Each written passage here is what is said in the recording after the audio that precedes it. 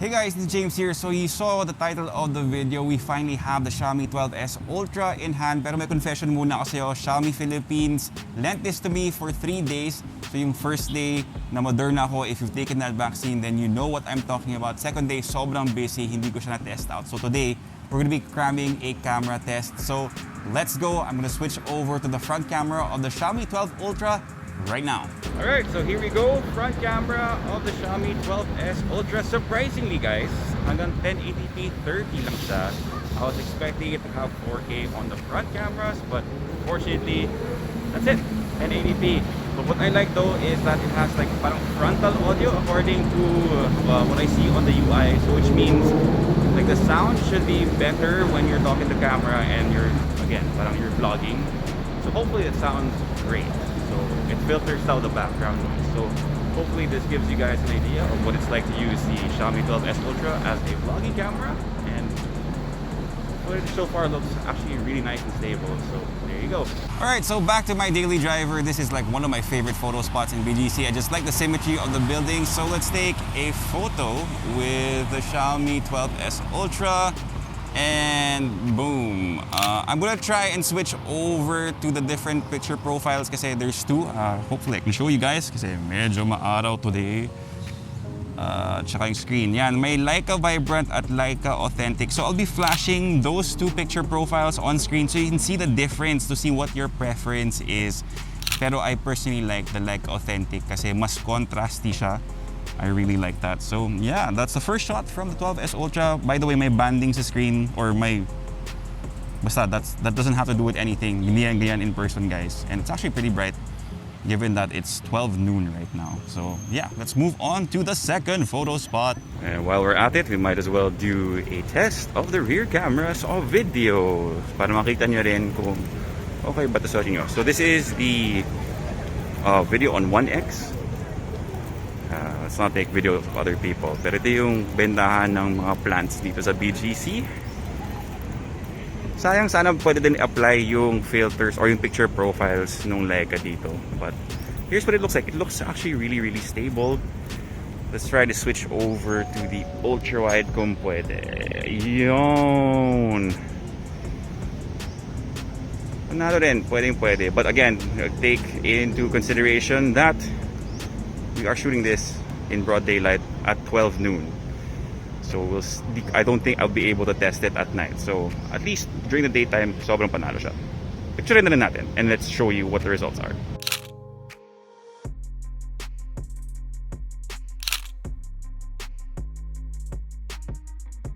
Okay, so habang naglalakad tayo, pag-usapan natin yung design ng phone na to.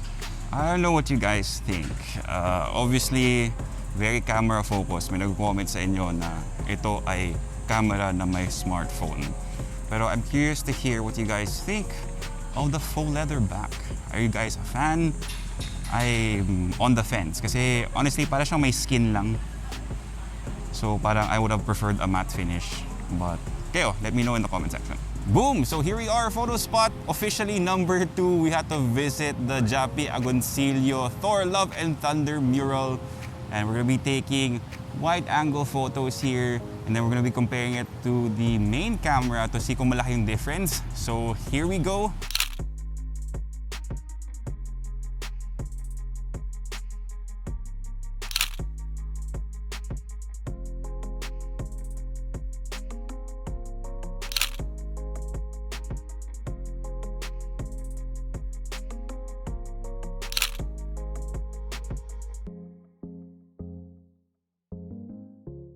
Alright, so walking now to photo spot number 3. Another confession for you guys. No, I've been creating content for Unbox for about, I want to say 8 years now.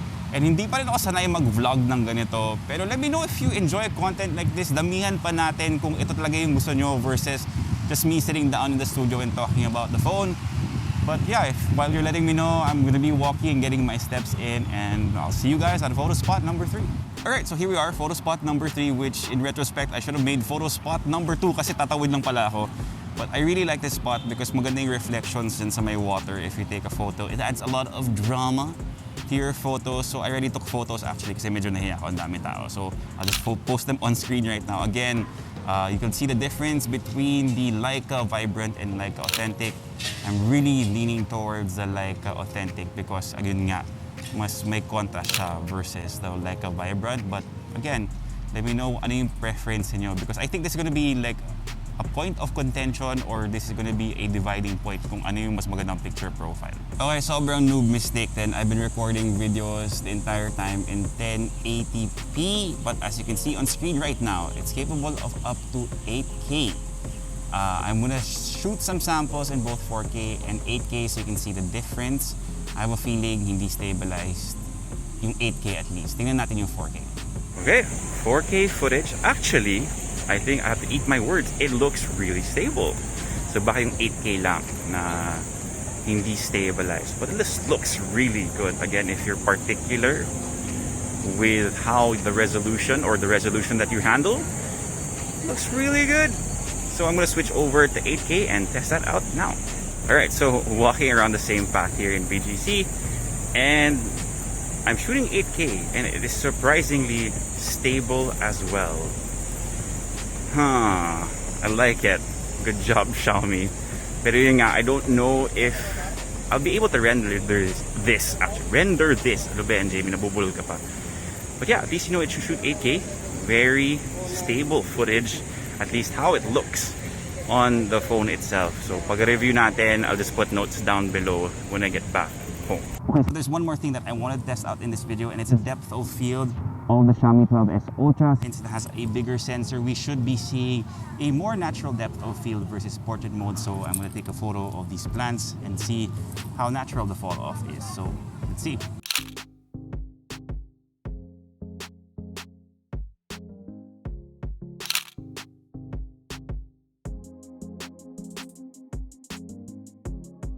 Okay, so I just took the shot and the depth of field on this is super crazy. Hindi yan naka-portrait mode, guys. That's just how it looks, like straight out of camera. I'm sure there's some computational photography going on, but the fact that you don't have to turn on portrait mode, it looks a lot more natural. I wouldn't say it's 100% natural from what you've seen or what we see on cameras talaga, pero that's, again, really crazy. I mean, I don't know if you can see it, but the background blur on this, really superb. Hindi pa naka-portrait mode. Solid. Okay, so I think that's pretty much it for a quick camera test with the Xiaomi 12s Ultra. I really wish I had more time with this, but they're getting this phone in like 3 to 4 hours. I still have to shoot B-roll, pero pag-usapan natin yung phone as a whole pagdating sa bahay.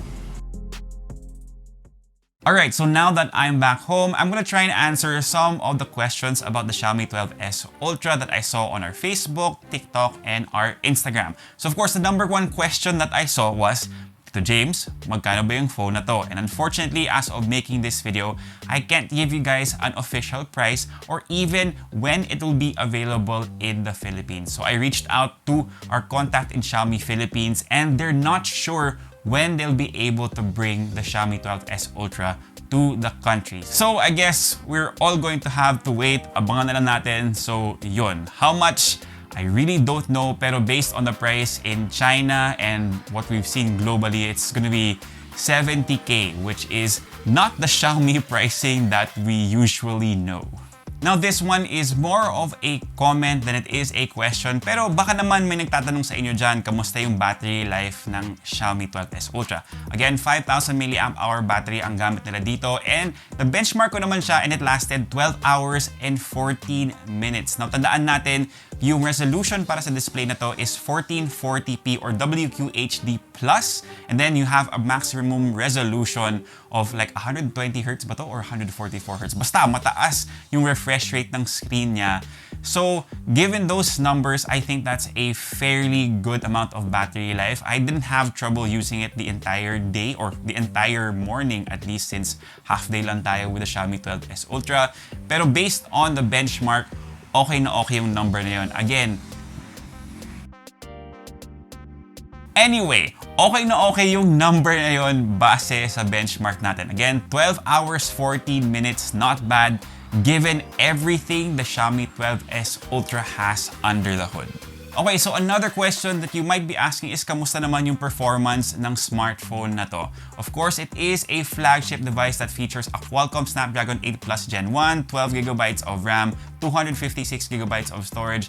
So no question, this can handle everything you can throw at it. Thankfully, nung day 1 habang tinatamaan ako ng Moderna, binenchmark ko yung phone and all of the benchmarks are up to par. I also ran a stress test, yung Wildlife Extreme stress test, and yung temperatures naman niya, very, very manageable. So I would only be concerned if you really play or record video for a prolonged amount of time. Pero during our testing, kaninang umaga, wala akong problema. So baka nagtataka din kayo kung nakakuha ako ng night photos para makita niyo yung low light performance ng cameras. The answer is yes, pero dito lang sa amin, so hindi ko talaga siya na fully test out. Again, I really wish I had more time with this smartphone. But from what I've seen naman from other reviewers, mukhang okay naman yung low light performance niya. Hopefully, ma-revisit namin yung Xiaomi 12s Ultra at a later date or when it officially becomes available here in the Philippines. Okay, so one thing that we haven't talked about is the screen. Yung specs niya, 6.73 inches, AMOLED display, WQHD+ resolution or 1440p. And yung maximum refresh rate niya, 120Hz. So if you look at all of that on paper, very, very flagship when it comes to the specs of the screen. Pero kamusta naman yung experience with the display? And all I can say is that I'm very, very happy. Now, one thing lang hindi ko na-test is yung Netflix, but I'm pretty sure na Widevine L1 certified to. So, full HD playback on Netflix. But again, just watching videos on YouTube, I love the colors. And one thing that I absolutely love is the audio experience because you are getting speakers by Harman Kardon. So, here's a quick sample for that.